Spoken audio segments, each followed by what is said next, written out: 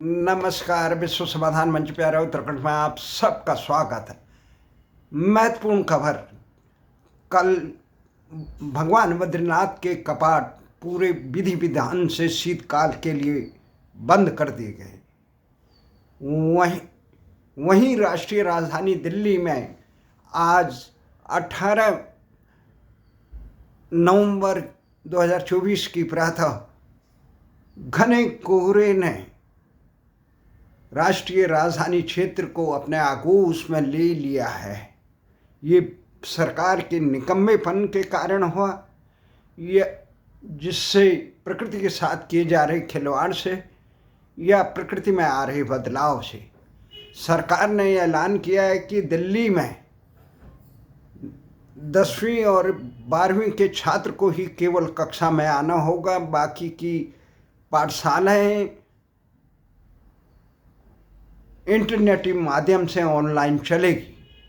वहीं उत्तराखंड में जहां केदारनाथ विधानसभा सीट में उपचुनाव का प्रचार आज समझाएगा, महाराष्ट्र सहित झारखंड के विधानसभाओं के लिए होने वाली विधानसभाई चुनाव और उत्तर प्रदेश के 9 विधानसभा के लिए हो रहे उपचुनाव के साथ देश के अनेक भागों में ये उपचुनाव हो रहे हैं। उसके आज मतदान प्रचार का अंतिम दिन है। उल्लेखनीय है कि केदारनाथ सीट में सबके लोगों के दिलों और दिमाग, भले ही उपचुनाव एक सामान्य हो रहे हैं उत्तर प्रदेश उत्तराखंड में एक विधानसभा उपचुनाव है, वहाँ भारतीय जनता पार्टी की सरकार है, परंतु पूरे देश की नज़रें केदारनाथ में भी लगी हैं। क्या केदारनाथ में लोगों के मन में ये प्रश्न है, क्या बद्रीनाथ की तरह केदारनाथ की जनता भी अपना फैसला देगी या केदारनाथ की जनता भारतीय जनता पार्टी की लाज रखेगी? ये सवाल है। ये सवाल न केवल आम राजनीतिक चुनावी जागरूक समीक्षकों के बीच हैं, अपितु भारतीय कांग्रेस और आम आदमी पार्टी से लेकर जो पार्टियां वहां चुनाव भी नहीं लड़ रही है, उनके दिलो दिमाग में है कि केदारनाथ की जनता क्या बद्रीनाथ की जनता की तरह सत्तारूढ़ पार्टी को सबक सिखाती है या उसके विकास की आंधी में पर मोहर लगाती है। तो केदारनाथ में आज चुनाव प्रचार थम जाएगा। जिस ढंग से वहाँ भारतीय जनता पार्टी ने अपना प्रत्याशी अपनी परंपरा को दरकिनारे करके वो ये सीट जो खाली हुई थी, ये शैला रानी भाजपा की विधायक शैला रानी रावत के निधन पे हुई थी।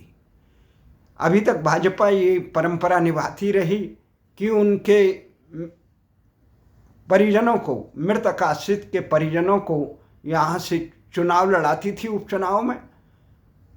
कांग्रेस भी ये अमूमन ये करते थे कि सहानुभूति का, परंतु उसको भी दरकिनारे किया।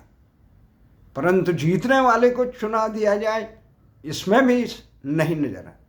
भारतीय जनता पार्टी ने वहाँ पर आशा नोटियाल को, और आशा नोटियाल एक बार दल के खिलाफ, 2 बार भले ही वो शुरुआत में 2002 से विधायक रही 2 बार, इस समय वो भारतीय जनता पार्टी महिला मोर्चा की अध्यक्ष हैं, परंतु एक बार पार्टी के खिलाफ चुनाव भी लड़ी।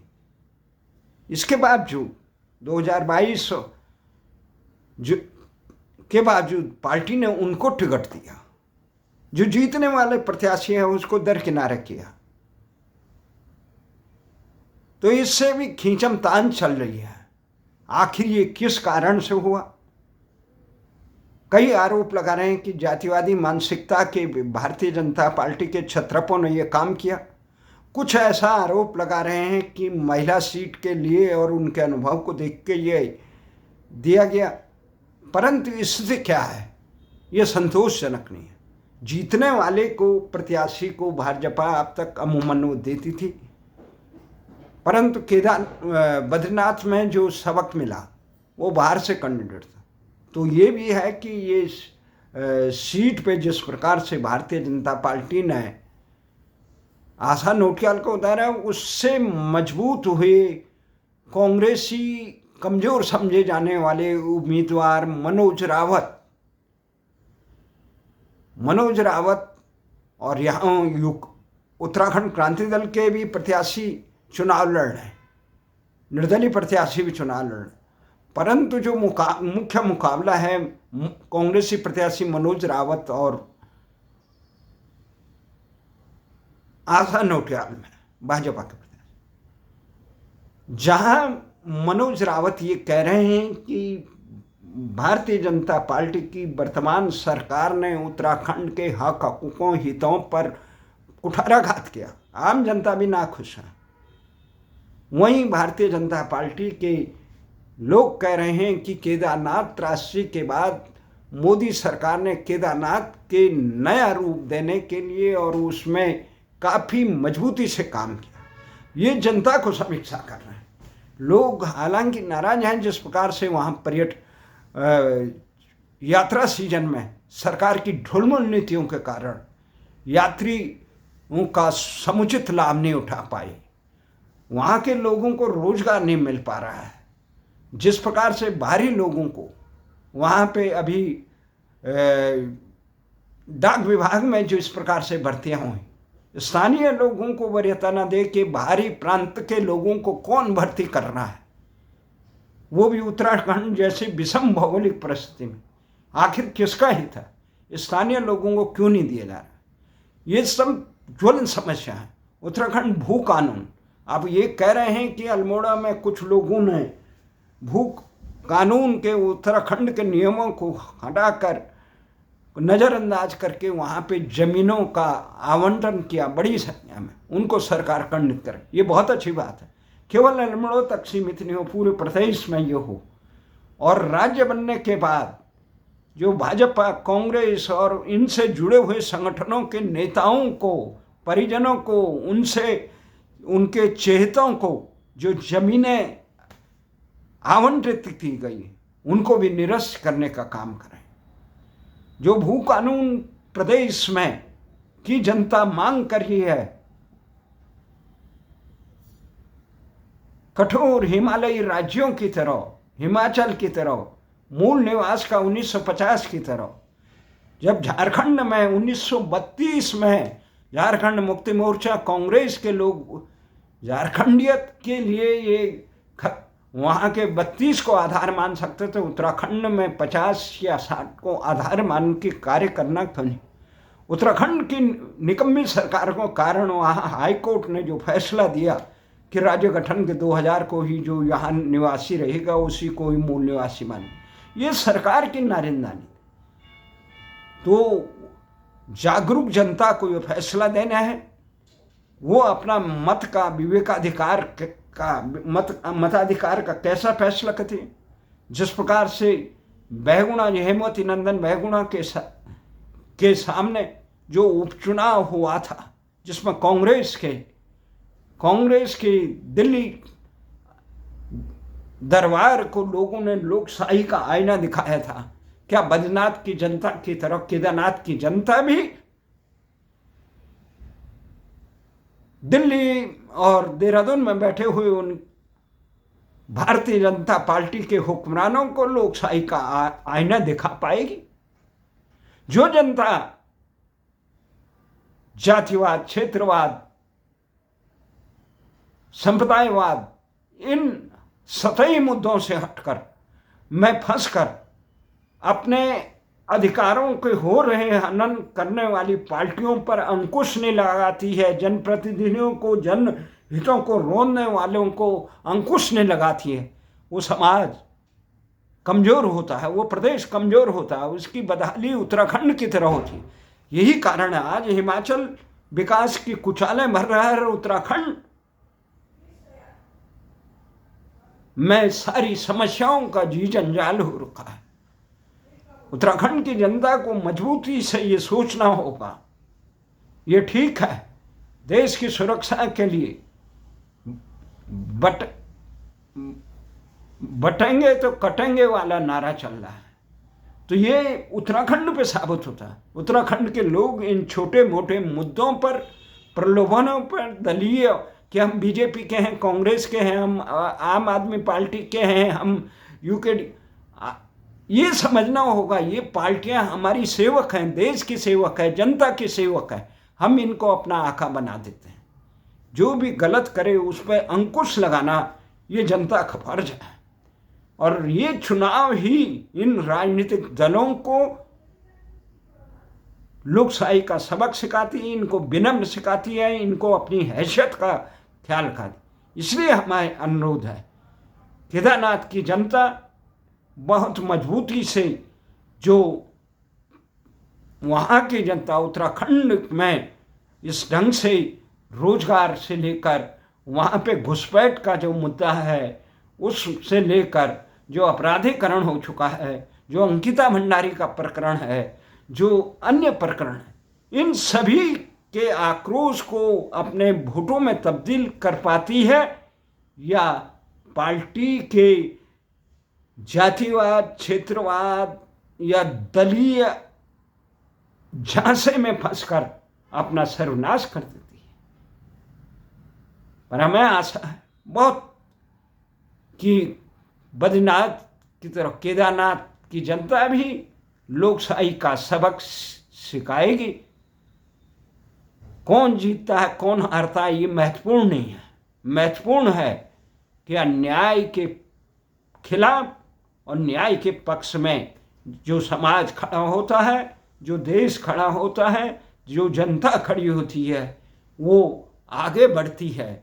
और जो समाज और जनता न्याय अन्याय के पक्ष में खड़ी होती है, अपने झूठे प्रलोभन, जहाँ तक ये कह रहे हैं कटेंगे बटेंगे तो कटेंगे, तो ये है जनादेश का सम्मान करके जनहित के और प्रदेश हित के, राष्ट्र हित के काम करना, जनादेश प्राप्त करके करने वाले दलों का पहला दायित्व होता है। और जो दायित्व को निर्वाह नहीं करते हैं उन पर अंकुश लगाना जनता का धर्म होता है। क्या जनता अपने लोकशाही के धर्म का पालन करेगी? ये देखना है कि ये जो उपचुनाव है, ये उपचुनाव है और 90,540 मतदाता केदारनाथ में हैं, जिसमें से 45,775 महिला मतदाता है, आधा के से ज़्यादा, और 173 मतदान केंद्र शांतिपुर रहे। भारतीय जनता पार्टी ने जहाँ पूरा दमखम छोंक रखा है, कई मंत्रियों मुख्यमंत्रियों ने का यहाँ कई मंत्रियों का और मुख्यमंत्री ने कई बार यहाँ डेरा डाल रखा है। प्रधानमंत्री ने भी दिल्ली में सांसद अनिल बलूनी के घर अभी दीपावली में जो एकादश के बग्वाल के समय मनाकर अपना एक प्रकार से दूर रह के भी प्रचार कर, दिल्ली से उत्तराखंड में प्रचार का एक संदेश देने की बात कही कि प्रधानमंत्री को उत्तराखंड की बहुत लगाव है। पर लगाव कैसा है जब राजधानी गैरसैंण को अनसुनी कर दे रहे हैं, जब मुजफ्फरनगर कांड के अभियुक्तों को सजा देने की बात को उनके जहन में नहीं है, जब वहाँ पे मूल निवास और भू कानून की बात की जनता की हुंकार को वो सुन नहीं पा रहे हैं, जब अंकिता भंडारी के दोषियों को सजा देने की जो जनता चित्कार कर रही है उसको सुन नहीं पा रहे हैं, जब वहाँ पर लोग 5th शेड्यूल की बात कर रहे हैं उसको सुन नहीं पा रहे हैं, जब प्रधानमंत्री को चाहिए जनहित की बात करें, क्योंकि उत्तराखंड न केवल एक प्रांत है अपितु सीमा का द्वार है जो देश के बड़े भूभाग को 60% जो यहाँ के वन आच्छादित क्षेत्र हैं। आप दिल्ली और हिमाचल इत्यादि प्रदेशों में बिजली तो फ्री में दे रहे हैं सरकारें, पर जो बिजली पैदा करता है उत्तराखंड, जो पर्यावरण बचाता है उत्तराखंड, वहाँ के लोगों पर कैसे फर्जी बिलों का आतंक मचा है। ये सीमांत जनपद चमोली के नारायणगढ़ विकास खंड में ये धांधलियाँ जो बिजली के बिलों में भारी हजारों के बिल आ रखे हैं, उसके बारे में कोई चिंता करने की बात नहीं। न विधायक सुनने के लिए तैयार है, न प्रदेश सरकार सुनने के तैयार है। आम जनता इस कुशासन से पिसती है, मिटती है। न जिलाधिकारी के दरबार में इसकी सुनवाई होती है। आखिर कौन करेगा? तो जनता के पास एक अवसर होता है, वो अपने जनहित के लिए, अपने लोकशाही की रक्षा के लिए इस मतदान को केवल इस प्रकार के छद्म नारों में जातिवाद, क्षेत्रवाद, दलवाद, परिवारवाद इत्यादि में न करके अपने प्रदेश और देश के हित में करें। उत्तराखंड देश का सीमा प्रहरी है। उत्तराखंड भारत का, भारतीय संस्कृति का आत्मा है। इसलिए सबकी नज़रें हैं उत्तराखंड में 20 नवंबर को होने वाली केदारनाथ विधानसभा उपचुनाव। अब ये परीक्षा है केदारनाथ की जनता का कि वो बद्रीनाथ की तरह, जनता की तरह अपने लोकशाही के अधिकारों का प्रयोग करके सत्ताधीशों को लोकशाही का आईना दिखाती है, या दलीय, जातीय मोह में ग्रसित होकर या निस्वार्थ में ग्रसित होकर अपने मताधिकार का दुरुपयोग करती हैं। इसी आशा और विश्वास के साथ 23 तारीख को देखते हैं जनता ने क्या फैसला दिया। जय हिंद।